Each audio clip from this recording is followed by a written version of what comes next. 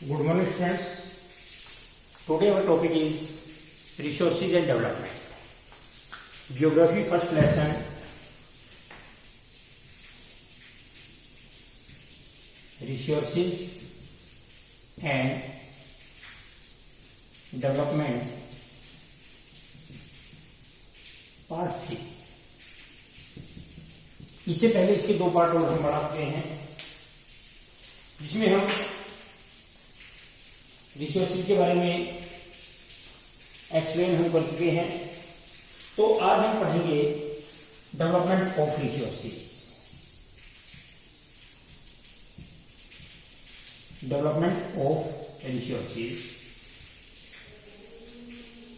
कि रिसोर्सेज को डेवलप कैसे किया जाता है, या इसमें हम बात करते हैं major problem and need for sustainable development. यहां पे अभी सस्टेनेबल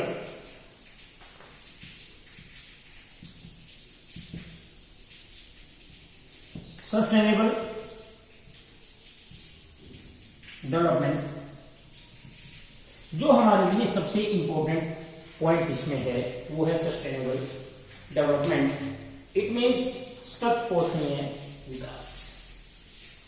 इट मीन्स कि जब हम ओवरऑल सभी लोगों को रिसोर्सेज की डेवलपमेंट की बात है कि देश हमारा बहुत तरक्की कर रहा है, लेकिन क्या उसका बेनिफिट सभी लोगों को मिल रहा है या नहीं मिल रहा है, या एट प्रेजेंट अगर हम बात कर रहे हैं कि हमें क्या क्या प्रॉब्लम हो रही हैं कि हम रिसोर्सेज का इतना ज्यादा यूज कर दें जिसमें डिग्रेडेशन ऑफ लैंड की जमीन का डिग्रेडेशन उसमें हो जाएगा, रिसोर्सेज उसमें समाप्त हो जाएंगे. या इसमें अगर हम बात करते हैं कि जो प्रॉब्लम्स हम फेस कर रहे हैं वो है कि कहीं हम जो नॉन रिन्यूएबल रिसोर्सेज हैं उन्हीं का ज्यादा यूज तो नहीं कर रहे हैं. अगर उन रिसोर्सेज का हम ज्यादा यूज करेंगे जो रिन्यूएबल रिसोर्सेज हैं, तो एक दिन ऐसा भी हो सकता है कि हमारे रिसोर्सेज समाप्त हो जाएं.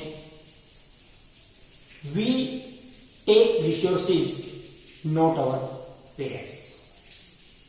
We take resources from our new generation. ये है सस्टेनेबल डेवलपमेंट कि हम एक ऐसा नियोजित विकास, एक ऐसी प्लानिंग हम करें कि जो हमारे रिसोर्सेज हैं, चाहे वो रिन्यूएबल रिसोर्सेज हैं, नॉन रिन्यूएबल रिसोर्सेज हैं, या all resources we don't take from our parents. ये हमें अपने बुजुर्गों से, हमारे पेरेंट्स से नहीं मिले हैं, ये हमारी जो न्यू जनरेशन से. क्यों? क्योंकि अगर हम एक इकोनॉमिक डेवलपमेंट के पॉइंट ऑफ व्यू से अब इतना ज्यादा प्रयोग इनका कर देंगे तो क्या होगा, एक दिन से भी समाप्त हो जाएंगे. जब रिसोर्सेज अगर समाप्त हो गए तो ऐसी सिचुएशन में जो न्यू जनरेशन हैं वो क्या करेंगी. फ्यूसिल फ्यूल जो जैवीय ईंधन है, पेट्रोलियम है, पेट्रोलियम गैसेज हैं, अगर ये सारी चीजें अगर हम अब इसका ज्यादा से ज्यादा प्रयोग करते चले गए तो क्या होगा कि हमारी जो न्यू आने वाली जो जनरेशन हैं वो उनके लिए ये चीजें नहीं बचेंगी. उनको हम क्या देंगे? रिसोर्सेज को हमने यूज किया, लेकिन हमने अपनी न्यू जनरेशन को क्या दिया? डिजीज. हम उनको नई नई बीमारियां दे रहे हैं. या अगर हम बात करते हैं कि जो न्यू जनरेशन हैं उन न्यू जनरेशन को ग्लोबल वार्मिंग, भी उन्होंने जन्म लिया, एक बच्चे ने जन्म लिया, जन्म लेते ही देखा कि ग्लोबल वार्मिंग की प्रॉब्लम यहां पर तो है, ओजोन लेयर में प्रॉब्लम यहां पर है, ऑक्सीजन गैस यहां पर नहीं है, इतनी ज्यादा ट्रैफिक है कि इतना ज्यादा पोल्यूशन यहां पर है, पोल्यूशन प्रॉब्लम यहां पर है, पॉपुलेशन ब्लास्ट की अगर हम बात करते हैं तो इतनी ज्यादा प्रॉब्लम. अगर हम रिसोर्सेज का सही ढंग से सस्टेनेबल डेवलपमेंट हम नहीं करेंगे, सतत पोषणीय विकास, अगर हम उनको एक अच्छे तरीके से प्लानिंग के थ्रू अगर हम इनका प्रयोग नहीं करेंगे तो एक दिन ये सारे समाप्त हो जाएंगे. तो इसके लिए सबसे इंपॉर्टेंट है कि हम सोसाइटी में इक्वल डिस्ट्रीब्यूशन, कि रिसोर्सेज के ऊपर सभी व्यक्तियों का बराबर का अधिकार. अगर हम बात करते हैं एनर्जी रिसोर्सेज की, या अगर हम बात करते हैं पेट्रोलियम की, पेट्रोलियम प्रोडक्ट्स अगर कुछ जगहों पर नहीं मिलते हैं, जैसा कि इसमें गुजरात, महाराष्ट्र,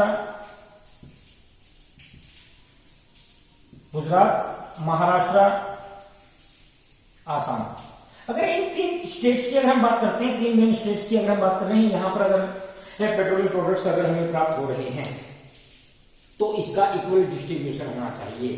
कि अगर हम बात करते हैं कि हरियाणा भी जहां पर पेट्रोलियम प्रोडक्ट्स होते ही नहीं, प्रोडक्शन उसकी नहीं होती, लेकिन वहां भी इक्विबल डिस्ट्रीब्यूशन हो, क्योंकि यहां पर क्या है कि एग्रीकल्चरल बेस्ड इकोनॉमी हमारी है। Agro based industries, agro based our economy depends on petroleum products, ये भी पेट्रोलियम पर डिपेंड है। तो इक्वल डिस्ट्रीब्यूशन हो, कि ऐसा ना हो कि कुछ व्यक्तियों का, अगर हम भारत में बात करते हैं इकोनॉमिक डेवलपमेंट की, अगर हम बात करते हैं तो हमारे देश का, पूरे देश का 100% जो टोटल मनी हमारी है, टोटल मनी का अगर हम बात कर रहे हैं कि कंप्लीट का 90% पैसा जो हमारा कंप्लीट है, उसका 90% पैसा देश के टॉप के 10% लोगों के पास है। फिर पॉवर्टी यहाँ पे ये तो गरीबी इसीलिए भी ज्यादा है। अगर हम बात करते हैं कि भारत में जो 26% लोग गरीब हैं, बीपीएल जो बिलो पॉवर्टी लाइन जो लोग हैं, ये लोगों के मेन क्यों रहने का मेन रीजन क्या है, क्योंकि यहाँ पर रिसोर्सेज अनइक्वली डिस्ट्रीब्यूशन का होता है। इसके अलावा indiscriminate use resources leading the global warming, ozone layer depletion and environmental pollution and land degradation. ये प्रॉब्लम हमें है कि जैसे जैसे हम रिसोर्सेज का ज्यादा प्रयोग करते हैं, ज्यादा दोहन इसका हम करते हैं, तो हमें मेन प्रॉब्लम हो रही है, जैसे ओजोन लेयर डिप्रेशन हो रहा है कि ओजोन पर जो हमारी उसमें छिद्र हो गया, इन्वायरमेंटल पोल्यूशन हो रहा है, ग्लोबल वार्मिंग हो रही है, या इसके अलावा अगर हम बात करते हैं लैंड डिग्रेडेशन, कि हम इतनी ज्यादा एग्रीकल्चरल लैंड, मतलब हम जैसे पिछले टॉपिक में भी हमने पढ़ा एग्रीकल्चर वाले में, कि यहाँ पर इतनी ज्यादा बर्डन हमारी एग्रीकल्चर के ऊपर है, और एग्रीकल्चर के ऊपर ज्यादा बर्डन होने के कारण लैंड डिग्रेडेशन की प्रॉब्लम भी यहाँ पर है, कि यहाँ पर भूमि की जो ऊपरी परत है, जो उर्वरता शक्ति, जो फर्टिलिटी रेट है, वो धीरे धीरे कम हो रही है। और इसके अलावा अगर हम बात करते हैं resource planning needed the sustainable existence to all forms of life, कि जो सस्टेनेबल जो एक्सटेंस है, जो डेवलपमेंट है, ये सबसे ज्यादा जरूरी हो जाता है, क्योंकि हम इसको लाइफ की हर जगह हम इसको यूज करना पड़ेगा। And sustainable economical development is development that should take place without damaging the environment. इसमें सबसे ज्यादा जरूरी होता है, जो सस्टेनेबल में आता है, कि हम पर्यावरण को नुकसान पहुंचाए बिना, कि हम इन्वायरमेंट को किसी प्रकार का कोई डैमेज किए बिना ही डेवलपमेंट अगर करते हैं, तो उसको हम सस्टेनेबल डेवलपमेंट ही उसको बोलते हैं, कि यहां पर हम पर्यावरण को नुकसान ना पहुंचाएं। भाई ऐसा नहीं कि हम डेवलपमेंट के पॉइंट ऑफ व्यू से इंडस्ट्रीज ही लगा दें। अगर इंडस्ट्रीज लगा दें तो क्या होगा, रिसोर्सेज खत्म हो जाएंगे, रिसोर्सेज खत्म होने के साथ साथ पोल्यूशन हो जाएगा, और पोल्यूशन होने से हम कह सकते हैं उसको डेवलपमेंट का नाम हम नहीं दे सकते, क्योंकि उसमें क्या होगा, नई नई बीमारियां उसमें आएंगी, डिजीजेज उसमें आ जाएंगी। और इसके अलावा अब इसके ऊपर काम किया गया, जिसको रियो डी जेनेरियो में अर्थ समिट हुआ, रियो डी जेनेरियो में अर्थ समिट हुआ 1992 में।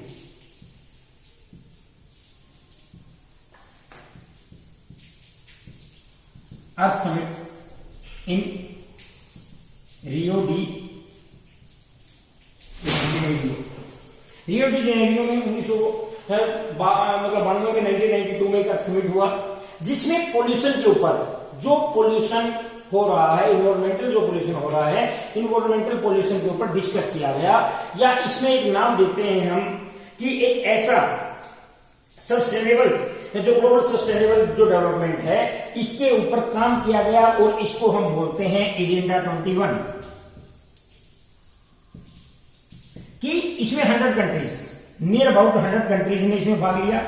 रियो डी जेनेरियो जो अर्थ समिट हुआ था 1992 में, और इसमें डिस्कस किया गया कि हम सस्टेनेबल डेवलपमेंट कैसे कर सकते हैं, हम पर्यावरण को नुकसान पहुंचाए बिना विकास कैसे कर सकते हैं, we can develop without damaging the environment, कि हमारे पर्यावरण को नुकसान हम नहीं पहुंचाएंगे। तो इसके लिए एजेंडा 21 रखा गया कि हम कैसे पेड़ पौधे अगर हम लगाएंगे, या हम बात करते हैं कि जो रिन्यूएबल रिसोर्सेज है, रिन्यूएबल रिसोर्सेज के ऊपर जो बर्डन है उसको हम कम करेंगे, हम नॉन रिन्यूएबल जो रिसोर्सेज है उनका ज्यादा से ज्यादा प्रयोग करेंगे। और एनर्जी रिसोर्सेज की अगर हम बात करते हैं, एनर्जी रिसोर्सेज में हम विंड पावर का यूज करेंगे, हम सोलर एनर्जी का यूज करेंगे, उसमें हम जैसे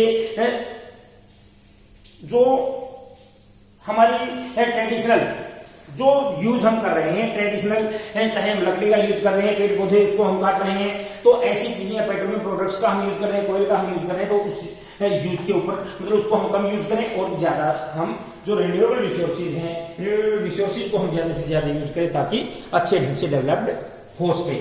तो ये हमारा टॉपिक था और इसके बारे में नेक्स्ट टॉपिक में हम डिस्कस करेंगे और इसमें हम बात करेंगे आगे नीड फॉर रिसोर्स प्लानिंग, कि हमें प्लानिंग की जरूरत क्यों है, क्यों जरूरत है। सिंपल सी बात है कि जैसे कहीं पर क्या है चीजें हैं, फॉर एग्जाम्पल अगर हम विंड एनर्जी, सोलर एनर्जी की बात करते हैं, राजस्थान में है, लेकिन वहां पर टेक्निकल हम डेवलप नहीं है, हम वहां पर इतने ज्यादा तकनीकी विकास हमारा नहीं हुआ कि हम उसको चीज को यूज कर सकें। And Arunachal Pradesh has evidence of water but lack infrastructure development, कि वहां पर अरुणाचल प्रदेश में बहुत ज्यादा मतलब हम मतलब वाटर को एनर्जी के रूप में रिसोर्सेज मतलब यूज कर सकते हैं, लेकिन वहां पर इंफ्रास्ट्रक्चर ऐसा नहीं है कि हम उसको ज्यादा से ज्यादा यूज करें। अगर हम बात करते हैं भारत, इंडिया में 400 एनुअल रेनफॉल, पूरे वर्ल्ड में सबसे ज्यादा मौसम में भारत में होती है और सबसे कम भी भारत में होती है। लेकिन बात क्या है, उसके बावजूद भारत में पानी की कमी है। जहां पर 10% बरसात होती है वहां भी कमी है, जहां पर 400 सेंटीमीटर होती है वहां भी कमी है, क्योंकि हम वाटर कंजर्वेशन के ऊपर ध्यान नहीं दे रहे हैं, कि हमारा इंफ्रास्ट्रक्चर ऐसा नहीं है कि हम वाटर कंजर्वेशन के ऊपर फोकस रख सकें। तो इसके लिए हम कह सकते हैं कि we need for resource planning, कि हम संसाधनों को विकास करने में, संसाधनों को नियोजित ढंग से एक डेवलपमेंट करने में हमें प्लानिंग की जरूरत होती है, और जो हमें करनी पड़ेगी। और इसके बाद हम कह सकते हैं कि भारत में रिसोर्सेज का डेवलप हो सकते हैं। तो आज के लिए इतना ही। Thank you and have a nice day.